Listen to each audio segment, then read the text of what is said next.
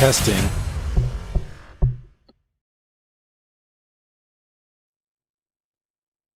Hey, what's up? I'm Jacob Litzo, your Elixir Mentor, and welcome to another exciting episode of the Elixir Mentor Podcast. This is where we discuss everything related to Elixir, from interviews with enthusiasts, pioneers in the community, to innovative projects and libraries shaping Elixir's future. So let's go ahead and jump right in.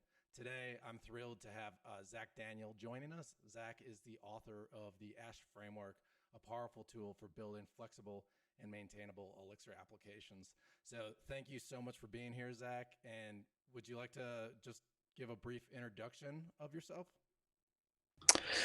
Yeah. So, I mean, my primary introduction at this point is what you said, which is like, I'm author of Ash Framework.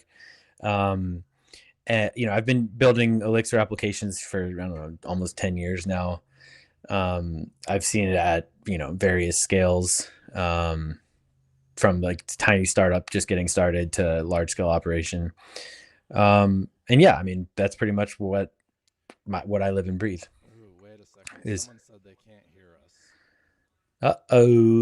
is it because of Safari? I hope not. I hear us through my stream. Did that person just mute themselves? Yeah, Richard, maybe you're muted. I think everything is good. Sasha, can you hear us? Man, everyone giving me these heart attacks when I think everything's working. Okay, Sasha can hear. We're good. All right. Sorry to interrupt you there, Zach. Yeah, no, that's okay. That same thing happened to me on my last live stream. I got like all the way through the intro and somebody's like, "We can't hear you," and then it was like they had just muted a browser tab or something, and I was like, "Oh, whew, all right." Yeah, no, I mean that's really it, and that's where my head's at, and Ash Framework I think represents a large portion of that work, but what we'll kind of talk about today a little bit too is, it's also just the spirit of building these integrated tool chains, and it doesn't and what that means, especially like as we've got advanced more and more with Ash Framework, is like new tools unrelated to Ash, or maybe like often pulled out of Ash. Like what value can we provide to the Elixir ecosystem without making them opt into Ash Framework? And so we've got libraries like Reactor and Spark and Splode, all have been sort of un-ashified to like bring what we think are good patterns to be accessible for anybody to use. So yeah, that's what I do with my time. I should say I'm also a principal platform engineer at Alembic. We're an agency. We specialize in pretty much the entire gamut: Elixir, GraphQL, Kafka, infrastructure. We got an expert for everything. So if anybody's looking for help, just reach out to us. Right on. And so that's kind of a cool situation you have. You get to build the Ash framework and you're employed full time by like a dev shop essentially that uses Ash framework, I'm guessing. Yeah. I mean, that's kind of how it started. Josh is the technical director over there. Technical director, owner, runner, does a bit of everything kind of guy. And he very early on, found Ash. This was 2 years ago or so. Found Ash, wanted to use it for their projects, and then we had some conversations, and he realized my previous thing was coming to an end. I was working on a startup of my own. Didn't quite pan out, and he was like, "Hey, I'd love to maybe get some of your hours right coming up." And I was like, "How many do you want?" And he was like, "All of them." That's basically how that conversation went. And cool, though. Yeah, it's been really good. I mean, I'd be lying if I didn't say that like the work that I do is kind of grueling in its own way. There's a lot of work to do. It's a lot of different hats that I have to wear.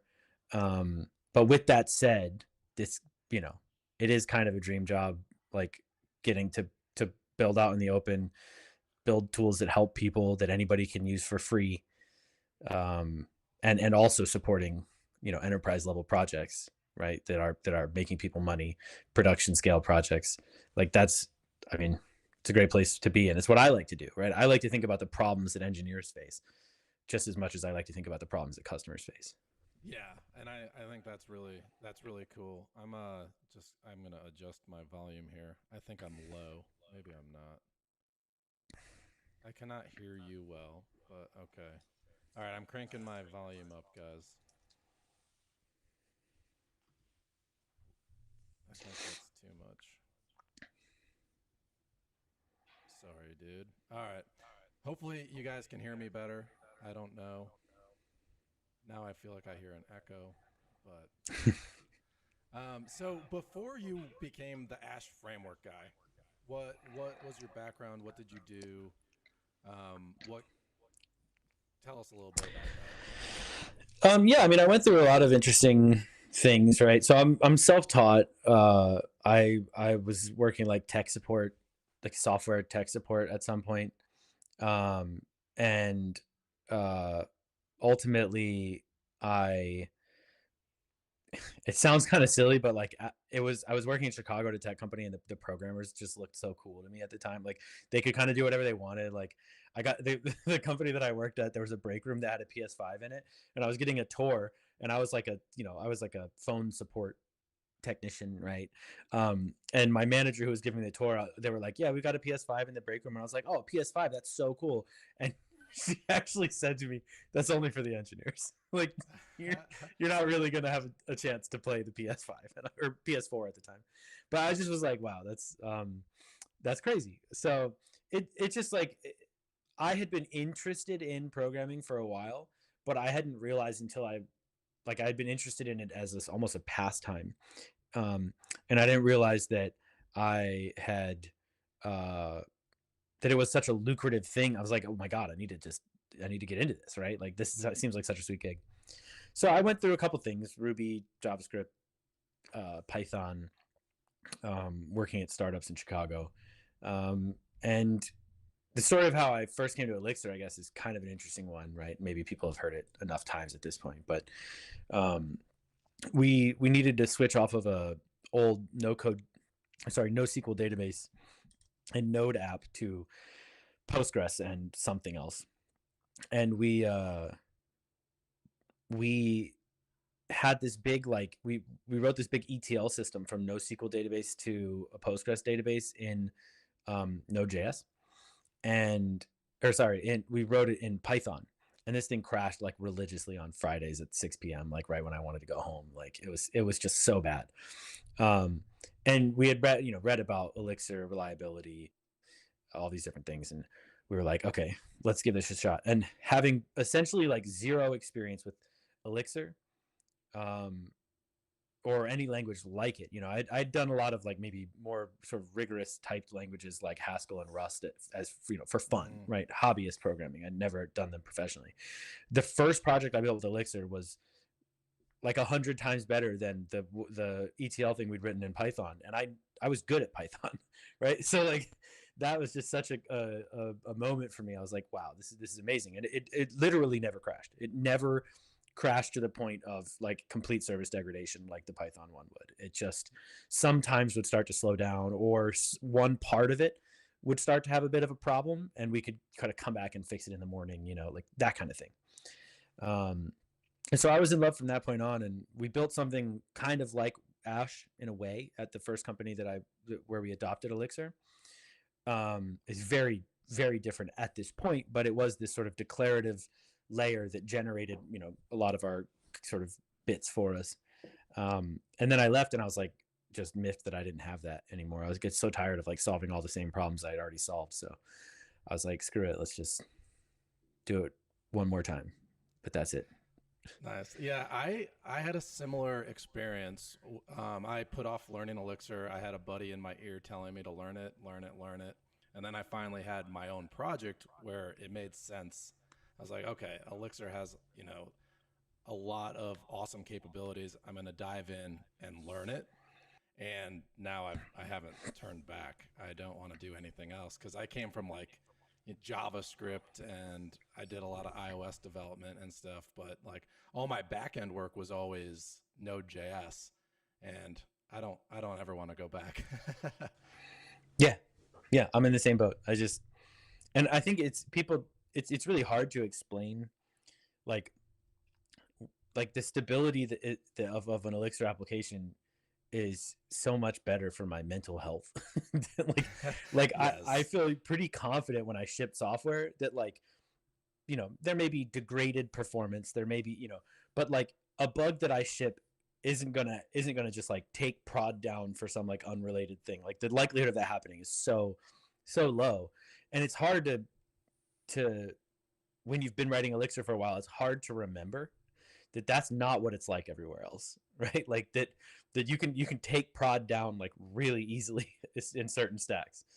Oh yeah.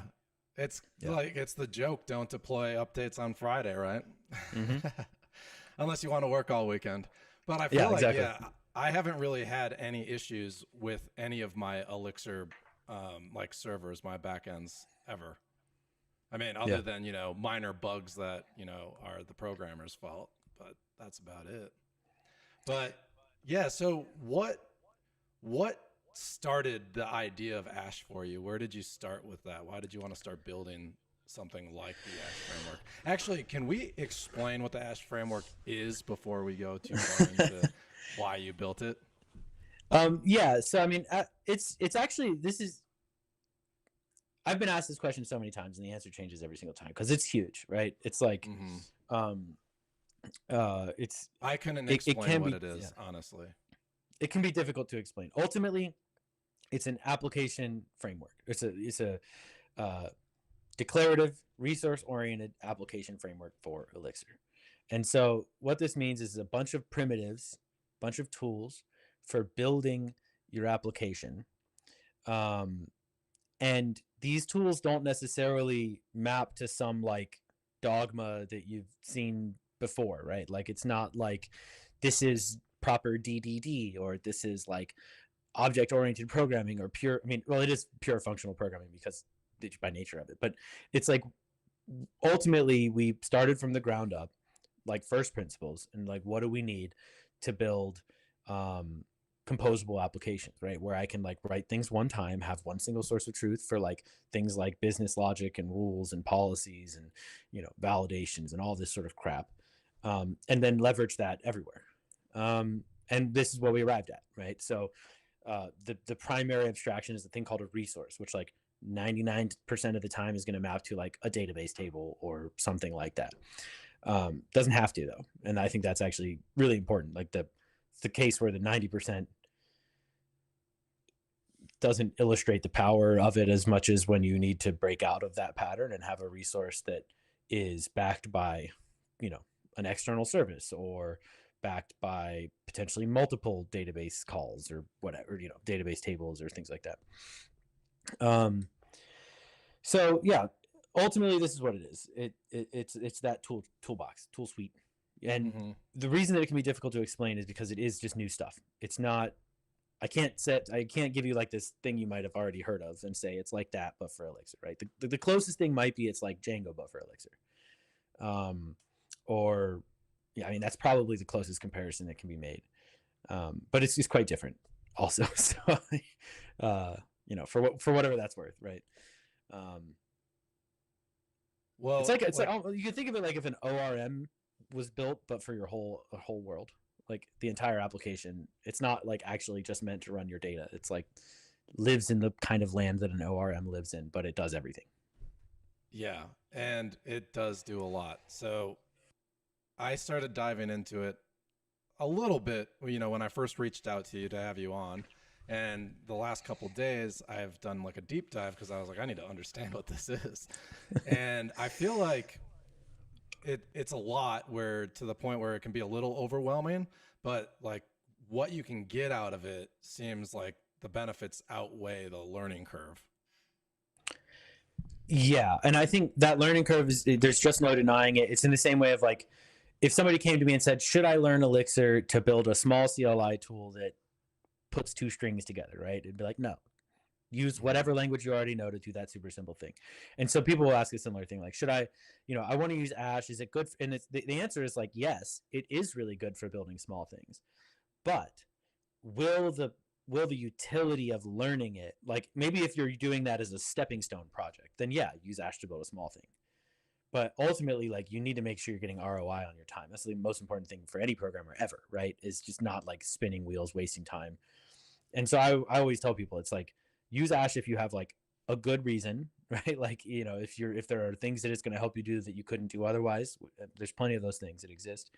Or but don't necessarily like use Ash because it's what's like hot or popular to you right now, right?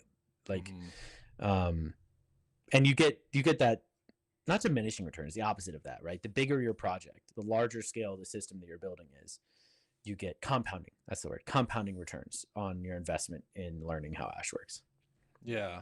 Well, so from what I grasped in the last like day or so, like the Ash resources is super powerful. You built your own like DSL for creating like attributes, and you can easily add like actions and relationships to them. And then you kind of have the migration and like the database schemas or whatever you would call them. It's kind of taken care of from that point, right? Like Ash does the migrations for you. Yeah, I mean, there's always that caveat, that little asterisk, that you should like look at your data migrations. Like, Yeah. Like, it's a best effort type thing, but yeah, it works. Most of the time, it just generates the right migrations. There are sometimes it's not possible. Like if you change the type of like a text column to a JSON B, you're going to get a migration generator that's going to just change the type, or the migration generator will generate a migration that just changes the type. And if you try to run that with data in the database, Postgres is going to be like, whoa, I don't know how to turn a text column into a JSON B column. Like you gotta do something with that. Okay. So it's not like foolproof. Every single thing that could possibly complex happen. migrations for me. Yeah, exactly. Because that's a data migration. Like I don't know what you mean either when you said change this thing from a string to a JSON to a map. Like what did you mean? Should we JSON parse it? Like I don't know. It's up to you. Yeah.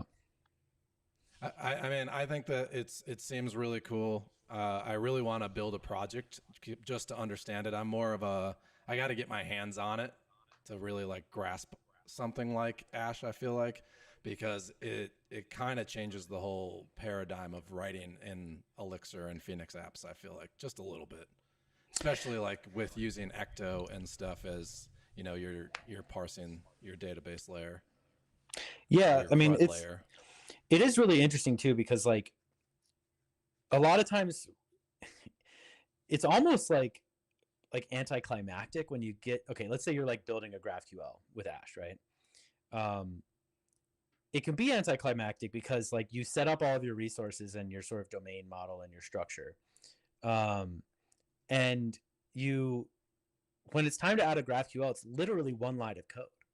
Like, there's like a couple, like, you say GraphQL do, and you do one-time setup when you install the package, but then to like take your read action, like we do all of the type generation for the GraphQL. We write the data loader, we write the all the data fetching, all of your like the policies all automatically work. Everything's like we do all of the work, and so sometimes it's like it's almost like, well, duh, like you realize, I think pretty early, like as you're working with Ash, you're like, well, yeah, I already told it how all of this stuff looks. Why would I need to describe it again somewhere else? So like, of course. But then you go backwards. If you go back and you go like, okay, I'm going to handwrite my I'm going to handwrite this with Absinthe, right? You don't then that like anticlimactic ending of just one line of code generates the API you wanted that's documented and typed and everything, right? It's like, oh yeah, that was doing a whole lot for me, and now I have to figure out how to do all of that myself. I have to do batching data loaders. I have to do all this crap to prevent n+1 and all this sort of stuff that was just automagic, before. And so yeah, what happens a lot is basically the hard part in when you're building with a normal sort of Phoenix app, especially if you're building APIs and whatnot, right? The hard part becomes the easy part, and you absorb some of the complexity into like the core, like when you write the resource, like an Ash type has a lot more information, more callbacks, more things like that. The attributes and relationships are richer, right? And so you have to know a little bit more, but in exchange, there's a bunch of stuff you just get for free. Yeah. What really appealed to me was authentication policies too. Like that's huge, because like I was always just manually kind of writing my own plugs and doing all the heavy lifting, and it's probably not the best way to do it for locking down like your API endpoints or whatever you're using it for. Yeah. Let me tweet about this, about like people join us in the stream. So yeah, I think those policies are also a really good example. Like a lot of times when people think about Ash, they think about it as like from the perspective of it's helping me avoid writing boilerplate. Mm-hmm. And honestly, people are not really going to believe this, but that's a non-goal of Ash, right? It's just when you build things in a certain way, boilerplate kind of goes out the door. Like when you have a single source of truth for things and you write derivative layers, right, that look at your source of truth and figure out how to behave, well, yeah, the boilerplate goes away. But I was never like, how do we prevent people from having to write extra code? That wasn't really ever the point.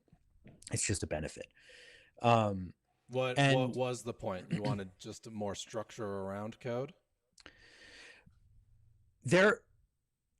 It's interesting because I don't tend to focus on this in like introductory conversations about Ash, because and it's one of those things that can be difficult to explain without context on how Ash works, right? But there are things that Ash provides that the idea that you would handwrite them in your application, it would be practically impossible to get those things without a system like Ash. And that's the stuff that for me that actually interests me. There are new capabilities, new design patterns that are enabled that are unrealistic to handwrite in your own system. And policies are a great example of that, right? So what's a good example? Like I'm going to try to not go like too like specific with this, but let's say I have like a policy on users that says like you can see a user if the ID matches your ID, right? Mm-hmm. So we can compile those policies to a filter statement, and that's what we do by default. So if you say list all users and you provide an actor, you just only see you, right? So that right there, that one change actually prevents an attack vector, right? Where you see this in a lot of different applications, right? Where if I request some user by ID or by email, right, and I get back like a 404, then I know like that user doesn't exist in your system. And if I get back a 403, I know that they do exist. I'm just not allowed to see them. And now you're open to an enumeration attack. I can run through a bunch of emails and see, well, which of these users use your system. And you can even do that with timing, right? So you can just see, does it take longer to respond? Even if I get a 404 properly because I can't see them, does it take longer? And it will take longer if what you do is fetch the record and then run some policy code on it. Oh, right? Yeah. I never even thought about that, because you could put benchmarks and, try a handful of emails and find out, okay, this account doesn't exist. This one probably does. Yep. Yeah. That's so timing attacks interesting. are very real. And that's why bcrypt, for example, you have to use like the dummy version of bcrypt whenever you validate a password, because you want to make sure that you're pretending to validate a real user's password every time to not open yourself up to timing attacks. Right. But now imagine that you want, when we write APIs, we often want some level of flexibility. Like, give me like a list of, give me a list. Let's say it's like, give me a list of posts whose author email is this author's email. Let's say that's like a feature that you want. Type an email in and get all the posts for this user. Well, what about the fact that you can't see let's say the policies are that you can only see your own user. So the only thing that should work with that statement of policy, that's a silly world to live in, right? But what should work is you type your own email, you get your own posts back. You type somebody else's email, you get no posts back, right? Because you're not allowed to see that user. You shouldn't know that user exists. And Ash policies are enforced across related filters. So like if you say, give me the posts where user.email equals this email, we're going to take the filter statement from the relevant policies and load them up into that as well. We're going to say where user.email equals what you said, and the policies apply. So user.email equals your user's email. And now you're protected, and you've prevented another attack vector that is the kind of thing that nobody ever thinks to prevent. And this sort of stuff applies to field policies. I don't know if you looked at field policies, but you can write. No, but I'm ready to learn. You can write field policies that will prevent access to view individual fields, right? Okay. And the way that works is to the outside world. Let's say you've got like a users list, users table, and you're only allowed to see the name of like users that you are, or like the phone number of users that you're friends with. You can see like user exists, you can see their username, but you can't see their phone number. And then let's say you want to support a filter by phone number, like give me the user with this phone number. You have to, like, generally speaking, you just can't when you build your application in a certain way, right? Because you can't allow them to just filter in the database, because they're going to return users whose phone, like the right user, but they can't see that user's phone number, but they were able to use that filter feature to figure out, so they can start guessing phone numbers and figure out a user's phone number. So you can't do it, or you like duplicate a bunch of logic. So you say where they're my friend and their phone number matches this, right? So you duplicate that, right? But with field policies, we actually embed in the filter the rules for viewing a field. So if you say as a user, ash.query.filter, phone number equals whatever, and the rules for viewing a field are we are friends. We replace any reference to email with if we're friends, then the email, otherwise nil. So any user that you're not friends with, their phone number will look to be blank to you, even when applied in a filter statement, which prevents another kind of attack vector. Like for free, you don't even realize that these kinds of protections are layered into the system for you. It just works. No, and I love that you can just, it makes creating roles for, like, if you're creating like an ERP solution for some organization, right? It just makes that so much easier, where, salespeople might have more access to client info than your warehouse guy. And so just being able to apply policies across fields, that's awesome. I really love that. Yeah. Like, and like you don't sacrifice a bunch of features like you typically would. Like you have these field policies, you can use everything as you normally would, but anything you can't see appears blank. But there's no restriction on filtering, relationship loading, and sorting and all that stuff. The framework handles making sure that every rule and every invariant is applied in every usage of a given resource. That alone is a huge time saver. That alone would make me want to write all my back-end code with Ash. Yeah. Because that's awesome. And I certainly want to. Yeah. I mean, I'm sure you do. Do you even use Ash, or are you just always writing Ash? It's a great question. So I do, like, I work on our clients' applications, not as often as the folks that actually work like full-time on client projects. I mean, we have a lot of people that do like part-time. Like, I'm not the only one that gets paid to do open source at Alembic. It's actually it's very cool, but it's all a very sometimes people are full-time on projects. It's it's an agency. Everything changes all the time, every day. So but a lot of the good things that I work on are fed by like work that I'll do for a client, where I'm like, oh, that's, and Chris McCord echoed this same sentiment when at some point he switched to Fly.io, and he was talking about like actually writing Phoenix code surfaced to him like real problems that weren't as visible to him when he was only working on the framework. And so it's actually like part of my contract with Alembic includes my, like, I'm not gonna go to specifics, but we include what my minimum open source time is, but also I requested that a minimum amount of my time be spent on client work. So like part of my employment contract ensures that I'm working on actual client applications using Ash. And that's partly just because I want to make sure I'm like giving back and providing value to the company, but also because we want,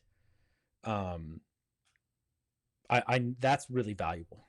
Like, yeah, you need to be thrown in the trenches to actually test a framework in a live environment versus being stuck in your container thinking you're building things that are useful, or Yeah. It's like the same concept behind if you only work on your day job project, like say you work for one company, one product, and you don't have side projects, you're not going to grow as an engineer because you're just in your silo all day, Yeah. every day.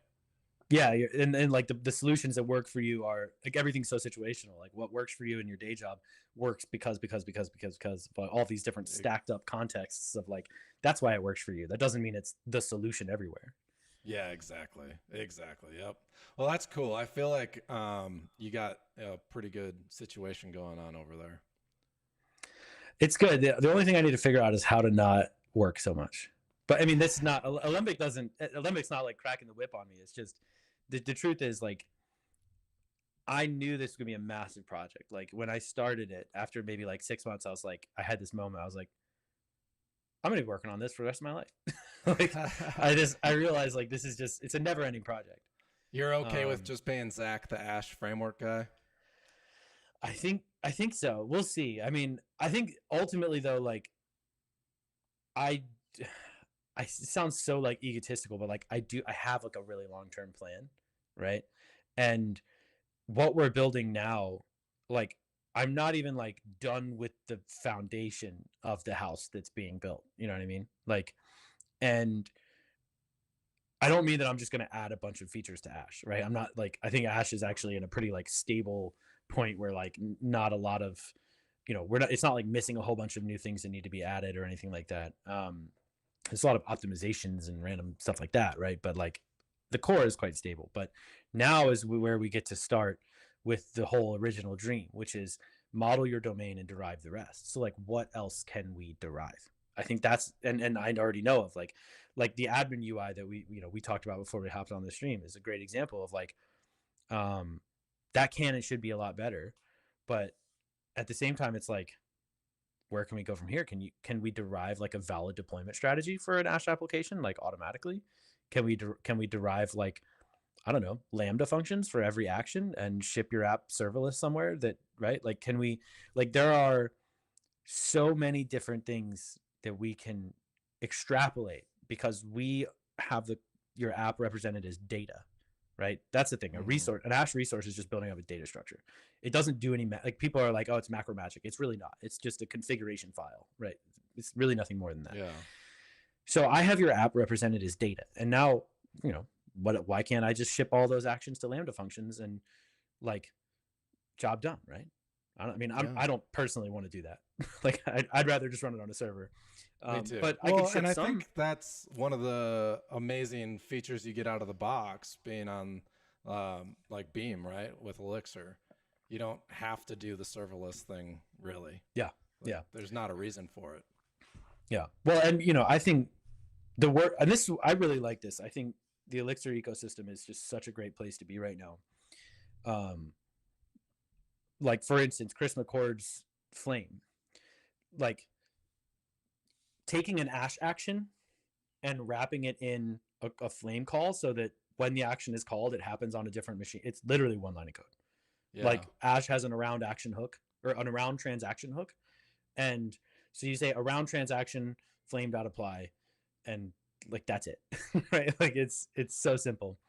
So yeah, and I think that's really important. A lot of people are like, this kind of thing, this idea of like building an abstraction for your application has failed in a lot of cases. And I'm like, well, they weren't doing it in Elixir. I think that's a major difference. Yeah. Is there anything comparable? And you kind of said there isn't when we opened up, but is there another framework in another language that's comparable? I mean, Django is similar, right? Okay. It fits in this bill of like, you sort of build out your models and they have the admin UI and the other things like that as well. Again, like the comparison stuff falls short aside from like generally where they fit into your life, but like the internals and the execution are quite different. And that matters a lot in terms of like the ability to actually use these things to, sorry, I got like a bunch of text coming in. Turn my stuff on. Do not disturb. But yeah, I think Django, the actual thing that I think is interesting and the better comparison is Ash is more like, look, okay, before I started building Ash, actually, no, that's not true. while I was initially building Ash, before I started working at Alembic, I was building a no-code platform. I spent like a year and a half building a no-code platform. And ultimately, I decided that I did not believe in the mission to build a no-code platform anymore for a bunch of different reasons. We can get into them or not. But what I realized is it's about the programmer. It's not about turning non-programmers into programmers. It's about bringing I'm like, no, we need to move this stuff down. How do we bring the benefits of things like low code and no code to programmers in a way that doesn't just throw the baby out with the bathwater, right? Okay, great. Now I have to use your like drag and drop interface to build my app. And when things go wrong, I'm just stuck, right? Like we need to avoid that sort of world. So in a lot of ways, Ash is better compared to low code solutions and other low code and no code solutions. Like, I don't know, Hasura or Prisma or something.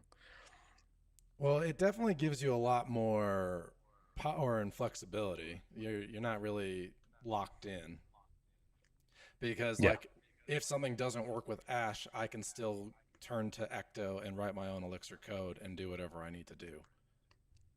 Yep. I mean, people do it all the time. Yeah. Like the likelihood that you will do that approaches 100%. The more you as you work with Ash, you realize like, oh, I have some more efficient implementation of this, or I need to do some side effect that doesn't fit into the workflow of an Ash action or whatever.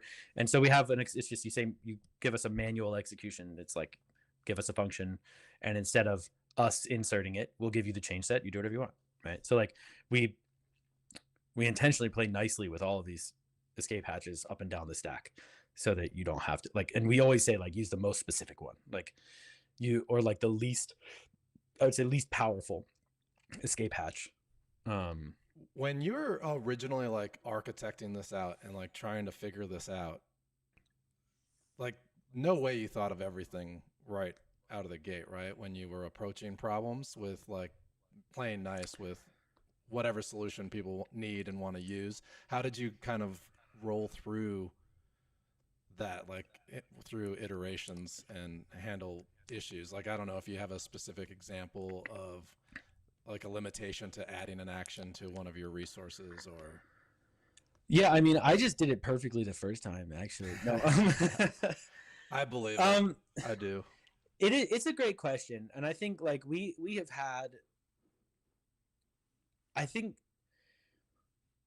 the mindset that goes into it is like, as you're designing these things, is critical, which is like a lot. And actually, like, people often are kind of a little sad about this, but Ash, I've very much fought against the concept of like there's one right way to do everything, right? And that does make learning Ash harder, because sometimes people will ask, how do I do this? And I'm like, well, you could do this, this, or this. And they're like, which one's better? And I'm like, it kind of depends on a lot of different things. Like, I know I would know how to choose. I don't necessarily know how to give you the full context required to choose. So I'll just say like, use one of these, right? Yeah. But the mindset is about not closing doors, like as you're designing these things, right? Like, I knew from the outset I was building a framework that was designed to be extended, flexible, and so we hold to a few principles very strictly, which is like, your app is represented as data, right? The DSLs are the extension point. So our extensions work by adding in essentially to this data schema of a resource, right? Like more data. But you always just have to ask yourself, what doors are you closing with any given design choice? And in a normal app, if you're building like a production app, if you're always going through that process, you're going to be wasting a lot of time. You're going to be like, you don't have to keep all your options open in a regular application, right? Like, you have to get the job done. Right. And, you cut a balance, right? But for me, I do. And that's been the mentality, is basically like, okay. And I don't know if there's any one real process aside from keep those options open, and then just a willingness to, when there's been plenty of times where somebody was like, I can't do X, Y, or Z, and I'm like, well, we just have to. Honestly, persistence is so much more valuable than intelligence. I will say this any day. I'm not a very smart person. I just like smash my face against my keyboard until I figure out how to solve some problem. Yeah, I agree. I tell people all the time I'm just like too stubborn to stop doing anything. So I Mm-hmm. do live streams and I look like an idiot all the time. It's fine. You learn from it. Well, like, and I was just telling someone, like, I have a really hard time staying up to date with tech, Mm-hmm. even just being in the Elixir universe now. And one of the best things I've ever done was start this podcast because it forces me to talk to people doing really cool things in the Mm. space that I work. Like, I would never have given Ash Framework the time of day because I'm too busy Yeah. and I'm missing out on all this awesome tooling that benefits my day job greatly. And so it opens a lot of doors for me, like just doing Yeah, interviews with people. I definitely think it's a really cool concept. Like, because I think we're all in the same boat of like, tech moves so fast, and I mean, not only does tech move so fast, it moves out in a bunch of directions, many of which are wrong. Like, I could be doing the wrong thing. I could be building the Yeah. wrong tool. I mean, I don't think feel so, like but like, tech moves fast except for your own projects, right? Because like I always Yeah. feel like my space is moving slow. yeah, But- somehow everybody's going light speed except for us. Yeah, exactly. Yeah, it is pretty funny. I mean, it's just, it's that, I don't know what the name for that effect is, but it's like, you have a million people all working on something, 500 a day are going to get to some major milestone and publish about it on Twitter. Like, wow, big milestone, big release, right? And somehow like all you're seeing is release. But, and so it's like hard to, I mean, I have this like FOMO as well sometimes when like, Phoenix or Elixir, they announce some big thing and I'm like, oh man, what's my next big thing? Like not in like a big thing. yeah, I'm not like competitive, but I'm like, man, that looks like that's cool. Like we got to keep up the momentum, like, Yeah, I'm not competitive either, but I'm competitive. yeah. What's the right? Okay, I think there's a good and there's a healthy and an unhealthy kind of competitive. I don't want to make anybody else lose. I just want to also I get win. that. I agree. Like, well, yeah, I agree completely. I want everyone to win. I just also want to win maybe faster. yeah, I can understand that. Yeah. You want to be the first one across the finish line, but everybody gets a medal still. But everyone should get a medal. Yeah. I think it's what's nice. We have the benefit of being on the winning team, in my opinion. And so it's like we kind of succeed or fail as a team. Like I think, the Elixir ecosystem it's not insular isn't the right word. We're just the opposite of that. It's very like open, but it is still relatively small and is still not widely known for the benefits that we know that it has. And it that team mentality, I think we have to maintain going into the future because it's no, I agree. And like you said, I think you're a smart guy. I'm not a very smart guy. I'm really good at reading documentation and messing with things until it works. So I'm really good at just, brute force it until I know how it works. And that's how it's always been. Like when I first started my first like Phoenix API project, I don't even want to go and look at the original code. Like it's disgusting because I was trying to force like object-oriented paradigms into functional language because I've never really done a functional language before. I didn't really understand immutability, any of that. So I was just like hacking things together. But it forced me to learn, and it forced me to start a YouTube channel because I was like, there's not enough like beginner resources that really help people like get started. And so, and then you don't realize like how much teaching makes you have to understand a subject because like just because you can build something does not mean you can explain what you built to other people. Oh man, tell me about it. We have Ash trainings. We have one coming up at ElixirConf US this year. Get your tickets now. But I should try to book that. It would be fun to go. Yeah, it'd be cool to meet you in person. But yeah, I mean, I think it was really interesting for me. I did not expect to have to wear this hat that I have to wear of like educator. And it's difficult for me because I know this thing like the back of my hand. I don't even know what would confuse people anymore, right? It's just, it's so difficult to be able to I think to be able to maybe put the shoes on, put yourself, what's the phrase? Put yourself in a beginner's shoes. There you go. Yeah. Put the shoes on. It's difficult. It's very difficult. Yeah, no, I get that. I think like I never realized I was a good teacher until I got positive feedback from like my videos that I've put out. And Mm. I think it's because I struggle so much learning new stuff. I like remember I go back and I was like, okay, I didn't understand this, so Mm. I know how to explain things like at a less technical level, I think is what it is. Yeah. I mean, it's a very valuable skill. And I mean, like, it's one of those things, like, even, outside the context of, your career as a, your streaming career and that sort of thing, right? Like, building production applications is it's critical to keep the team all moving forward, right? Like, you have to be able to Yeah. get people unblocked and unstuck and educated. You have to be able to onboard people who've never used Elixir. You have to do all these kinds of things, right?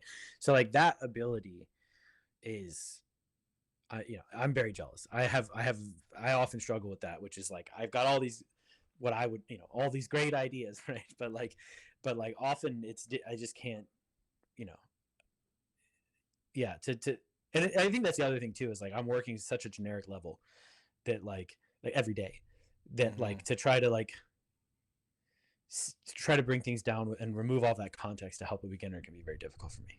Yeah, for sure. Well, you're deep in the weeds every day. Mm-hmm.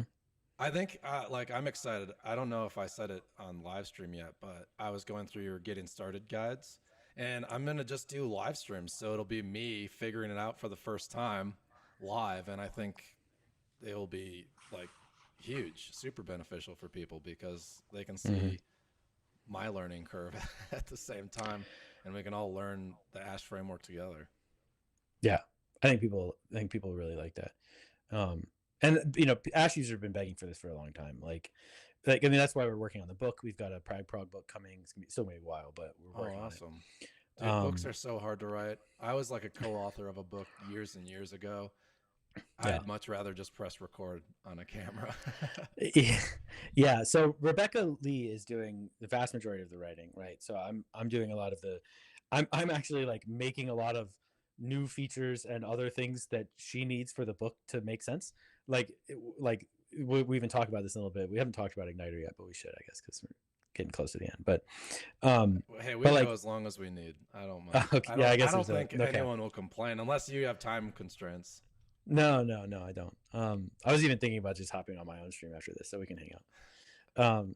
But yeah, the Igniter, like, basically, you can't have a book and then have to like go through a bunch of installation guides that you can read online. Like, you know what I mean? Like, you need, like, she could give people a starting point with a bunch of tutorials already complete and say start from this like repository. But that's not a good experience for learners. Like, you want them to be able to go from 0 to 100, not from like 10 to 100, right? It's a Mm-hmm. major difference. And so basically, like, we need commands like, a mix ash.new and mix ash.gen.resource and other stuff like that to get them going quickly and get stuff on their page and on their screen quickly. And so, like, a lot of what I'm doing is right now is actually like almost like book driven development on behalf of Rebecca, and like fixing little things that she's found and the ergonomics of things that she's found as she I mean, works that's on probably things. super helpful though. It's kind of like you're polishing what Ash framework is right now. Yeah. I mean, I there's like a it. lot of that. I think so. Up until 3.0, we had to build, like, the focus was there were pieces missing still, like, to sort of complete the whole. I don't know, to draw the rest of the circle on the core model of Ash. We Mm-hmm. needed what we were working on at the time, which were bulk actions and atomics. And we have those now. And the story of Ash 3 is, from 3 to 4 or whatever. I don't even know if there's like a compelling reason to make What an Ash version are 4 you at on some right point. now? We're on Ash. We just released 3.0 like a 3.0. couple months Okay. ago, or 1 month ago. I don't even know. And so it's going to be all about developer experience at this point. Like, that's going to be a lot of what I'm working on. I mean, there are still a lot of technical things. There's bugs to fix. There's optimizations to make, right? But the broad strokes are going to be um, things like better errors, more compile time validations. Um, I mean, just the list goes on there. But DX Mm-hmm. is really like what we need to be focusing on, because people are in the door now. right? Like we have plenty of people building things out there. We have lots of apps in production with Ash. And Your we need to Discord like, server is popping too. You got a lot of people in there. yeah, it is actually interesting because until we like people thought for a long time that Ash was dead, like because we had our Discord server and people wouldn't really post in Elixir forum or like any other place. We had our own Discord server, and so I was like helping somebody deploy an app to production, like probably our like 20th, I don't know, something or other person that was deploying to production, and there was a post on Elixir Slack. There was somebody's like, "Is Ash Framework even like still a thing?" And I was like, yeah, like we're doing great. But it's that problem of Discord being a walled garden, of like you can't find that on Google. You can't say like Right.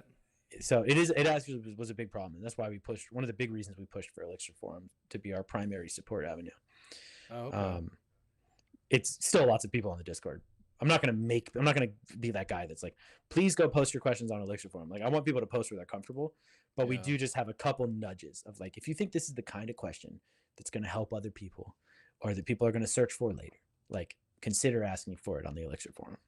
I'm so bad at going on the Elixir forum, and everyone always tells me to be on there.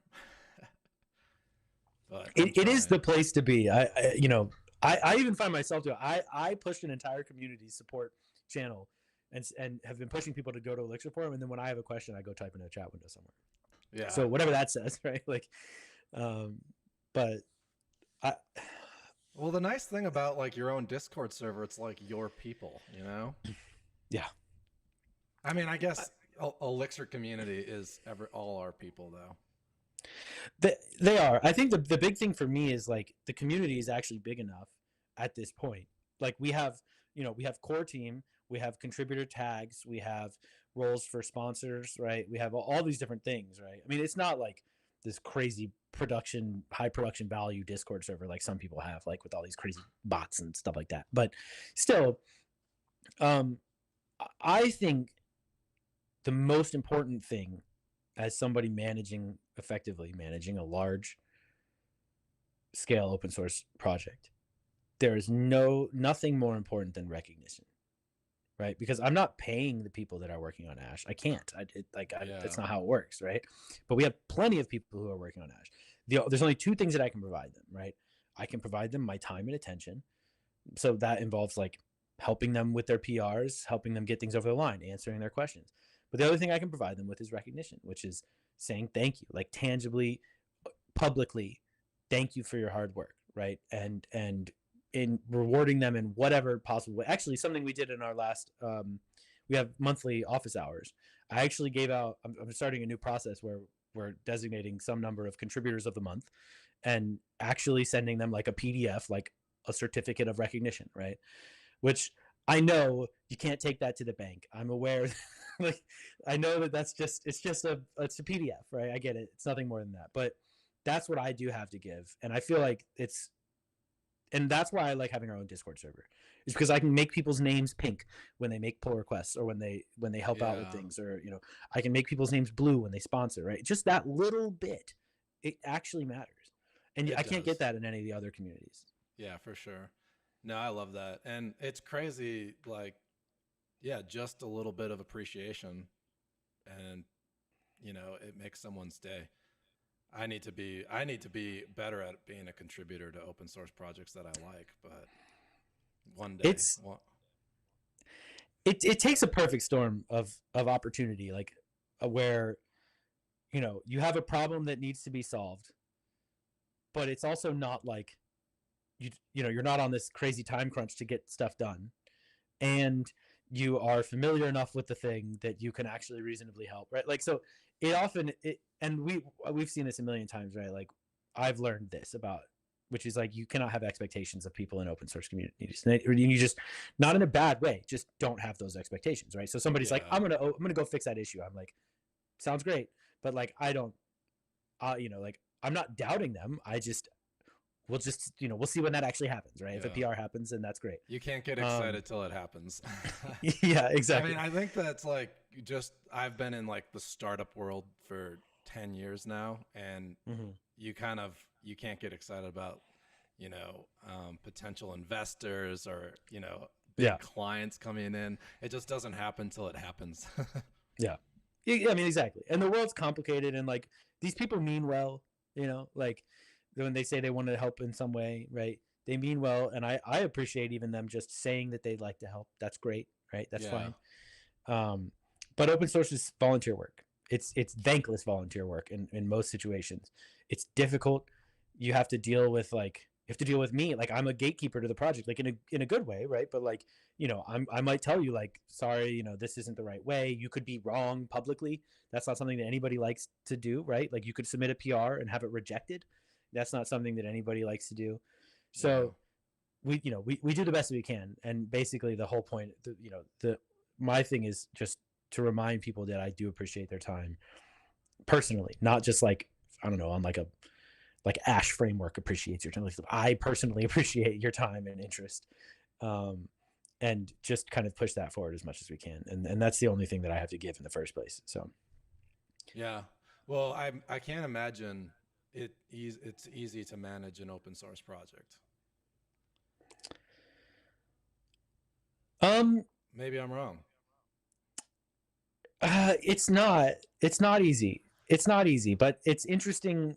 It's not the ways that it's difficult is not what I always anticipated, right? Like, I don't like politics, right? I'm a tech person, right? Yeah. But the amount of time I spend like considering people's feelings is like really high. Yeah. And that was never really, and like, I think we've all seen like Jose's behavior is exemplary of somebody who just constantly putting the right foot forward. And dude, he is like the man. I don't know how he actually stays as nice as he is sometimes. Yeah. It's amazing. Wow. It's amazing. Yeah.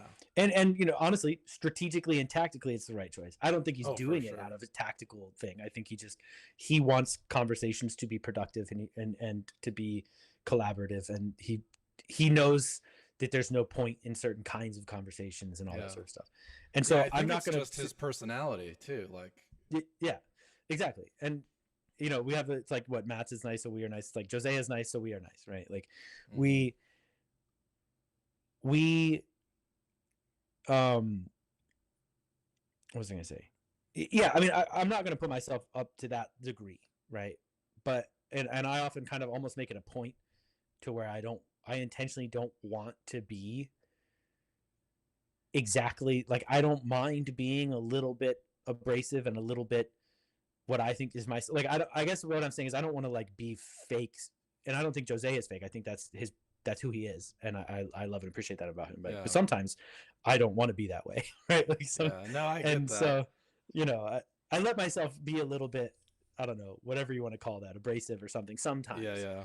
I always generally speaking, I always try to take an angle of just be patient and like understand where the person that's coming from, if they're saying something that like is rubbing you the wrong way.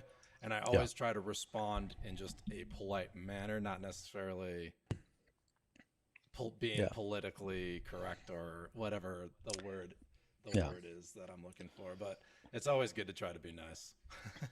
Yeah, and I didn't realize this going in either, right? But like, language barriers are very real. And there's a lot of times that I'll see conversations happen, and I realize that somebody on one end of it is not aware that like that person's first language is not English, right? Mm-hmm. And all of a sudden everything goes out the window, and then you realize communication happens on a spectrum. Even if English is their first language, that doesn't mean every single time everybody says anything that they picked exactly the words that represent exactly you know what I mean? So it's like all of this stuff is like you can guess tone in a sentence when you're reading it, but you're usually always wrong, which is why like you don't want to have an argument over a text, because it will blow things out of proportion. Yeah, no, absolutely. So, I think that, like, a good example of that I saw recently is like, there's a certain, whatever the sort of language combination is that it is, but there's a lot of cases where somebody will use the word doubt. They'll say, I have a doubt about X, Y, or Z, right? And what they mean is, I'm unsure about how it's meant to work or something like that, right? Mm-hmm. But like somehow like I've seen people actually like take take to some degree of offense about that. Like, I have a doubt about what you just said, right? And they're like, in English, it's like if you said I doubt that after somebody said something, that would be like pretty rude. But like, that's not what they meant, right? So like, Right. it's interesting. Yeah, it's just interesting to learn, I guess, how to. And Ash users are all over the world. I had no idea that this was going to be like this, right? But well, like my Elixir Mentor server is, I got people from all over the place. The language barrier is a thing, but for the most part, I feel like everyone's really polite. Yeah, because we don't really like entertain non-polite people. Yeah, right. Like, as like, I mean, it's not about being polite. It's about being like, I mean, respectful.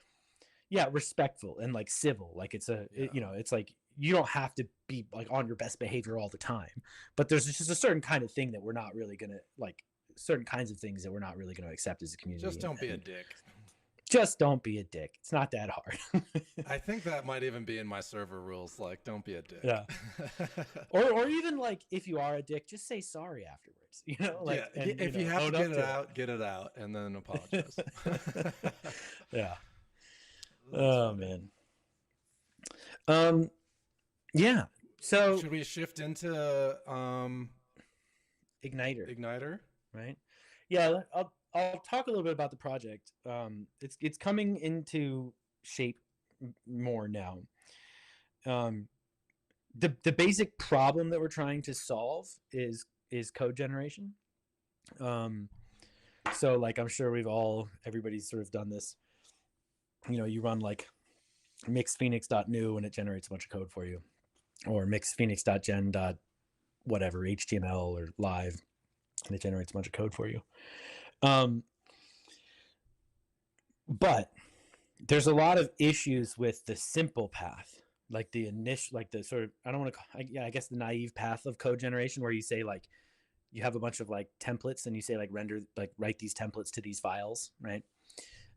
Which is, it's kind of like an all or nothing strategy, like either the file exists and so you're like, oh, this file already exists, can't modify it, right? Or the file doesn't exist and you just write the file. And there's also this really big, and I think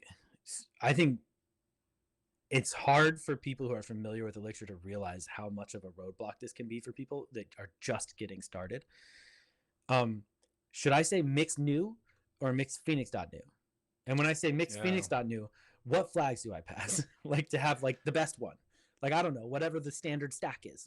When I started, I did not understand what like Phoenix really gave me out of the box too. So it's like, you have the Elixir roadblock that you have to learn, and then you have the Phoenix framework you have to learn, and now in this case, the Ash framework. So you have building blocks. You can't just jump in and learn it all in one day. But totally, it's a gradual thing. And then it's even with just mixed new, it's like you can pass. Do I want an umbrella? I don't know. Do I want a soup? Mm-hmm. Do I want the -- sup for like supervisor? Yeah. To like, what do I need? I don't know. Like, I'm just trying to get started. And what I think the experience that we really need is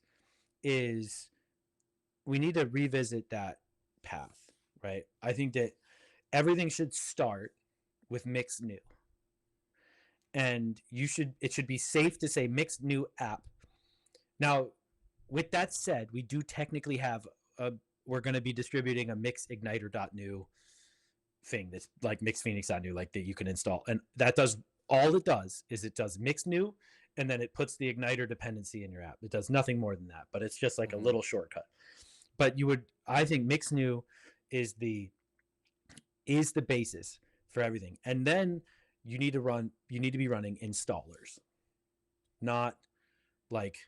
Oh, I see what you're saying. Instead of creating an entire Phoenix project with Phoenix new, you would use mix new and then install Phoenix. Yeah, mix phoenix.install, and then you can pass a bunch of options.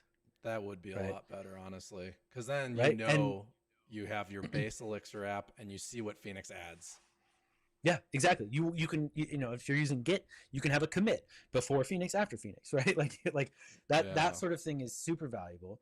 And what about if you say mix Phoenix, and you say like I think you would say like dash no ecto, because I think it defaults to ecto. I forget how it works now, but Yeah, it defaults to ecto and Postgres, I believe. right. So yeah. So let's say you say dash no ecto because you don't think you need it, or like dash no, and but then like later you're like, actually I know I need ecto, right? Well, now what? Like you are going now. There actually is like there's not a lot of great resources out there for doing a proper production ready installation of ecto into a Phoenix app, given that you did dash no ecto before. Yeah, you have to manually do it, and Yeah, it's not easy. yeah. And so typically what people do is they go to a different folder. They mix phoenix.new, and then they check to see, like they go through all the files and they're like, yes, okay, I want this, I want these changes, right? And it's very manual. Yeah. And so I think you need mix phoenix.install, and then you need to be able to tack on like, okay, install ecto, install, Postgres, install all these different things. And that what those will do is not just generate files. They will make what we call like a best effort attempt to actually modify your source code, present you with a diff and maybe some notices like, hey, I couldn't edit this file because it didn't look like the way we expected it to look like your router looked a little different, so I couldn't add these routes, right? So go make these changes yourself. And in that way you can easily start undoing. I mean, we don't have a concept of like undoing a change. That would just be manually deleting code. There's no like uninstallers, right? I don't think there ever would be. But well, actually, you could have too many files added that have dependencies of like ecto at that point too. It would be hard to know what belongs. Exactly. I think it's like uninstalling is a different story. I don't know, like that's fine. Just don't make a mistake and install the wrong thing. I mean, use Git, I guess is what I would say. Like use Git. Yeah. So make a commit before you install it and after you installed it. That way you know what to go and remove. But yeah, and I think what you need to be presented with a diff. It needs to be all formatted nicely, and it needs to be able to modify your existing files. So I do have a demo that we can try and see. This is what Igniter is going to do. Yeah. I'm using it already. Amazing. Like it works surprisingly well, actually. Like it's been a long time since I had a project going this smooth. Yeah, let's do the demo and just try to verbalize as much as you can for people that are just listening. And I think that'll go very well. I'll set the stage. In a world with a new Elixir application. Okay, I'm going to share a window. I shared this one. Okay. Can you blow up the text a little bit? Yeah. Yeah. Cool. Okay. So what we have is a very, I can't blow up the folders because it's like, I don't know, Zed doesn't do that. That's all right. We have an empty Elixir application, right? And I've got some local dependencies. This is just because I'm working on this. Like this, this doesn't really matter. But let's say I wanted to install Ash, right? I have, this is an empty mix project effectively. So I can mix igniter.install Ash. It's going to do some stuff. No proposed changes. Oh, wait, hold on. This is I need to. Yeah, sorry. You're good. This is just what happens when you code live. Yeah, exactly. Okay. Mix-igniter.install Ash. So what this will do, this in a normal world, it's not going to do anything for me because in my mix.x's, I already have Ash listed as a local path dependency. So it leaves it alone. But in a normal world, this would actually go to Hex, see what the latest version is, and put it in your deps. So just that's already valuable. That will happen for any dependency that you can possibly have, right? But will then it add a version number, or how does that work? Yeah, it looks at the latest version and gives you like, if it's got a major version number, then you'll get like squiggly arrow major version .0. And if it doesn't, if it has like a minor only, you get like 0.minor. You know what I mean? Like, so it gives you like a sane dependency. And then what it will do though, so that'll work for anything. And we also actually have it working for, you can say at specific version. So you can say mix-igniter.install, like, I'm not going to try to demo this right now, but mix-igniter.install, Ash at 3.0.1. Okay. or mixigniter.install ash at GitHub and give it like a GitHub URL, like, ash dash project slash ash, and it'll like install a GitHub dependency. So you can actually like, it's kind of like this, like the way you say, like when you say npm install and it like just modifies your package JSON, like Yeah. it's kind of like that sort of thing. So Is then there what it will going to do be though, like a list of supported libraries that are more integrated into an Elixir project? Or how is that no. So going to work? the way it works is we download the package, and then we look for a task inside of it, because we download it, we run mixsteps.get, and we compile your app, right? So then we look for a package, a mix task called mix package name.install. So like if that exists, then we're going to do a bunch of other stuff. And that's what on my screen you can see here is like, you can see that we, generated a .formatter file, and we imported ash into that. We added a formatter plugin for Spark, which is what our DSLs are written with. We modified config.exs to have like some formatting config, and we also added another dependency that Ash recommends that you use. And so I have like a yes no prompt to proceed with this. So if people wanted their framework to be used by Igniter, they could just have their config file set up like this. They don't even have to. It's, you write a mix task like any other mix task, kind of. Called mix your app.install, and then it can do whatever it wants. But it's going to be built around Igniter, so you have to use special things like special calls to like patch files. So you have to know how that all works. It's its own process that library authors will need to learn about. So I'm going to say no, I don't want to make these changes. And let's say I wanted to install Ash Postgres. So in this case, what you'll notice in this app is that I don't have an application, like I don't have a supervisor, right? So my mix.x's doesn't have like what this said, I think it's like application or mod, like you would see this sort of thing, like to implicate or to show like that you have an application that exists, right? But when you install Ash Postgres, we need to supervise the repo.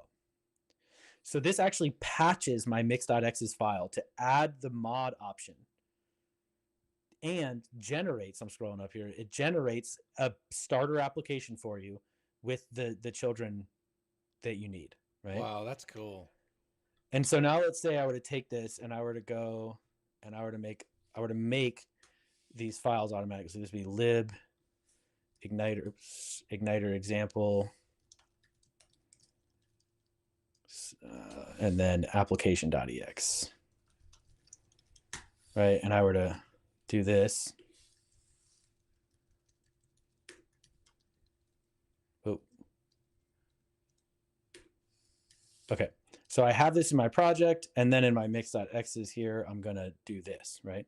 So now I'm going to rerun this. I'm going to cancel those changes. And what you'll see, if it does it right, oh wait, actually I need to do one other thing. I need to remove the repo here. Okay, so just we have an empty list of children, right? Okay. In the supervisor. Oh, so as long as the module exists, it will add the code, but if it doesn't, it suggests you create the modules? Yeah, it creates it for you. So you can see, look, it replaces children equals empty list with children equals igniter example.repo. Okay. Right? So we write these as like what you might think of as code mods, where it will make, incremental patches to your files. And these installers actually compose. So like, let's say in my ideal world, what would happen is Ecto would have one of these, mix ecto.install, right? And then I would actually just call mix ecto.install. I would say compose task. It's a whole internal thing, right? But for now, I'm doing it. But you get this, basically this seamless installation function, installation option. So then you can also use this for things like mix ash.gen.resource. Let's see if this works. So I'm going to make a resource called igniter example.tweets.tweet.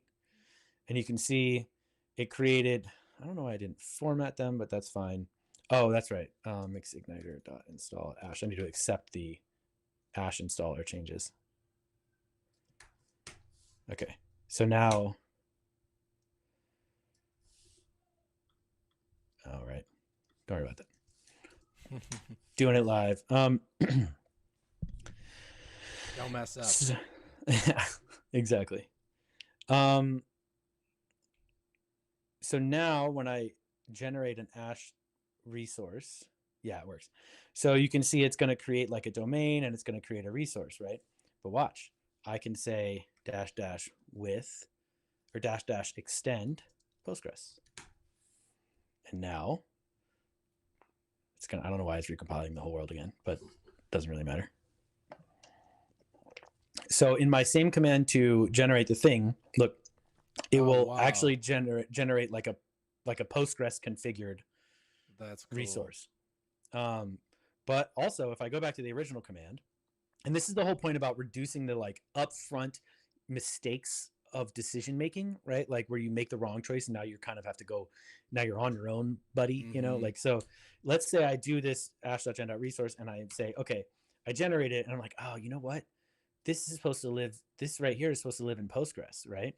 Oh, actually, let me, I should have included this in the generator command, but you can add like attributes and stuff in the generator command. I just didn't. All right. So now let's say I can say mix ash.extend, pass in my resource, and then say, make it use Postgres. And it'll make just the changes necessary to make the resource properly configured for Postgres. Wow, that's awesome. I love that. Yeah. So now it's like, okay, you make some mistakes, not a big deal. Just you're not like, you don't have to sit there and think like, oh my God, if I don't get this generator command right, I'm going to have to go pick apart what I did wrong later and like undo it. It's like, you're actually pretty safe.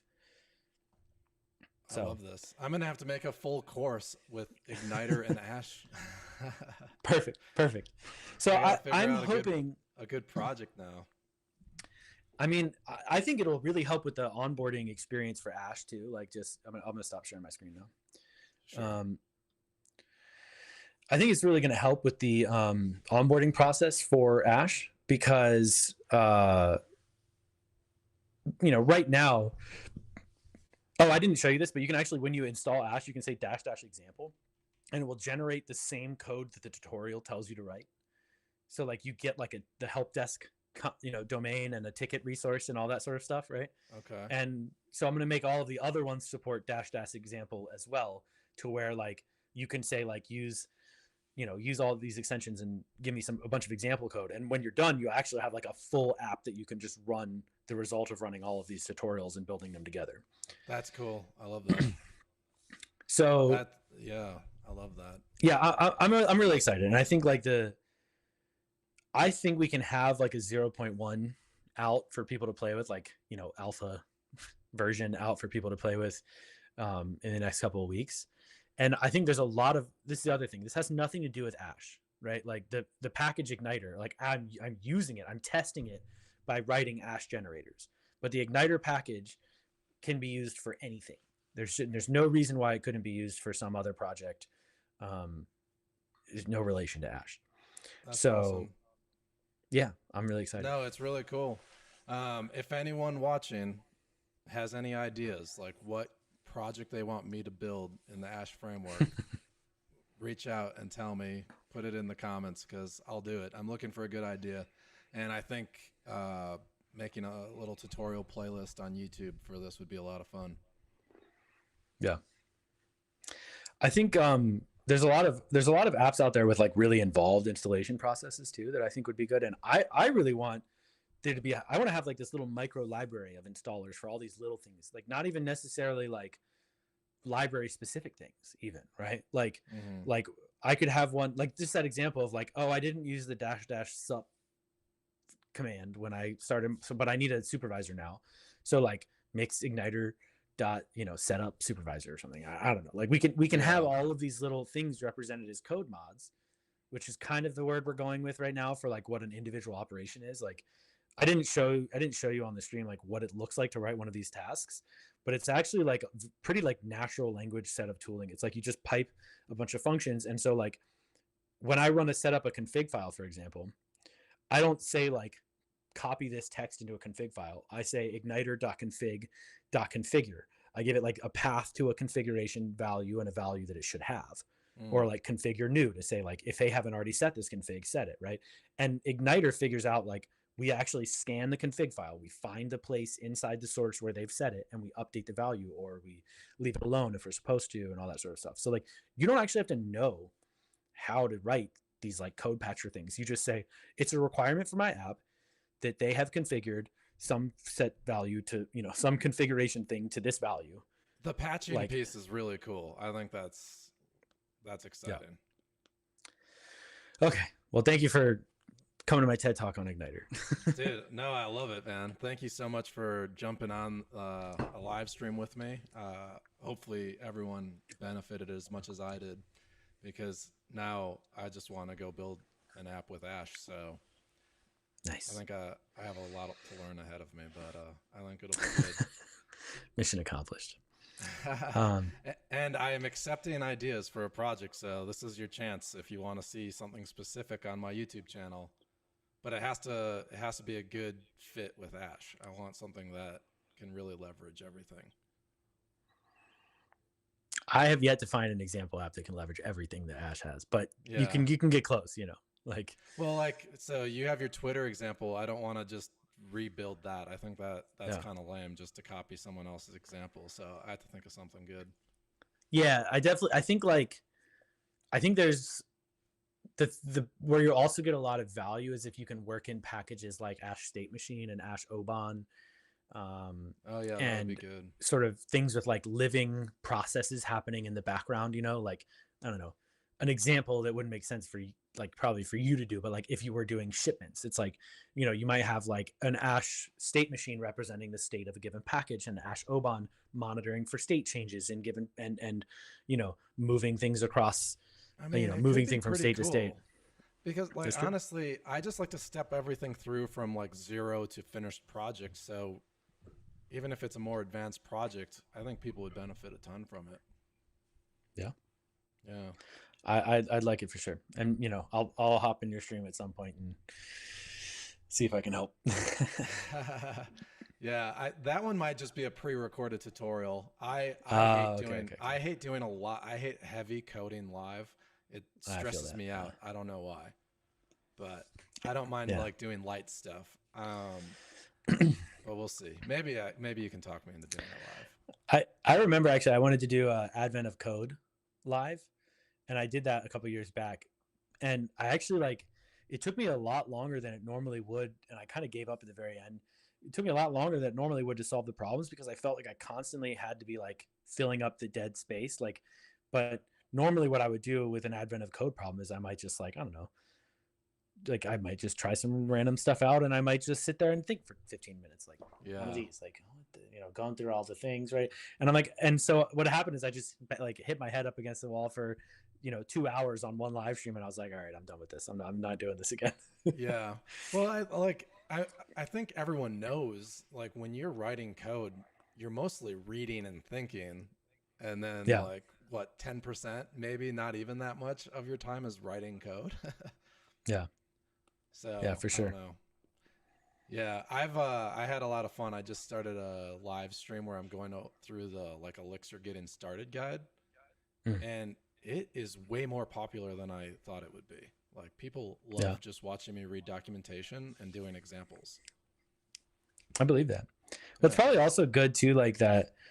Like so the next conference I'm speaking at is actually not an Elixir specific conference, and I think in a lot of ways, like it's cool because that kind of series would also be like great for people who aren't like sort of already entrenched in the Elixir ecosystem, wanting to see some stuff. And it's like for me, I'm like, I see for a long time, I've seen my audience or whatever, like the people that I'm serving as people who are like already in the Elixir ecosystem. But I'm actually seeing more and more that there are quite a few people adopting Elixir through Ash, right? And I'm like, wait a minute, there's this whole massive group of people out there who aren't even using Elixir. And like, to me, I'm like, we need to be talking to those people. We need to get them interested and we need to show them like, look at all the great tooling that we have. And I mean, not like I'm trying to like I'm not trying to like go, evangelize necessarily, but it's like I realize like I don't have to gear all of the things that I do to like experienced Elixir devs. Like I can. Well, we don't want to just stay in a silo either. Like it's important to get the knowledge. Like why should, I don't know, a Ruby developer be interested in Elixir? Why should a Node.js guy be interested in Elixir? Like it's hard to reach those people. Yeah. But we need to grow the community and to, get massive adoption. I don't know. Yeah. I think it's a good thing. Yeah. And totally. so, yeah, I enjoy doing a lot of that beginner stuff because I hope I get on the radar of people that haven't considered Elixir and now are. I don't know though. It's hard to tell. Yeah. I mean, I think so. I mean, you've got a lot of subscribers. I feel like, for like, I feel like most of the like Elixir specific channels I see don't have as many subscribers. Yeah. So you're clearly doing pretty something stoked about that. Like I think I just hit 4,000. Yeah. I think that's pretty cool. And I just do Elixir. Yeah. I'm about to hit 4,100. So that's cool. Nice. Make sure you smash that like and subscribe button. Yeah. Smash it. Well, Zach, it's been awesome. It was awesome to meet you. Awesome to chat about Ash. I'm looking forward to diving in a little bit. And if you have any ideas, if your team wants to see anything like tutorial wise, let me know and we'll see what I can do. Yeah, that's an awesome offer. And thank you for giving me your time and it's been a great chat. So I really appreciate everything. We didn't even talk about the authentication bit of Ash. Oh yeah, that's really dope too. But maybe we do another live stream. But yeah, all right, next time. All right, sounds good, man. Well, thank you so much, and thank you everyone that tuned in. Appreciate it. Oh, cool! Look at that. I need lasers. All right, see you guys. Bye. Testing.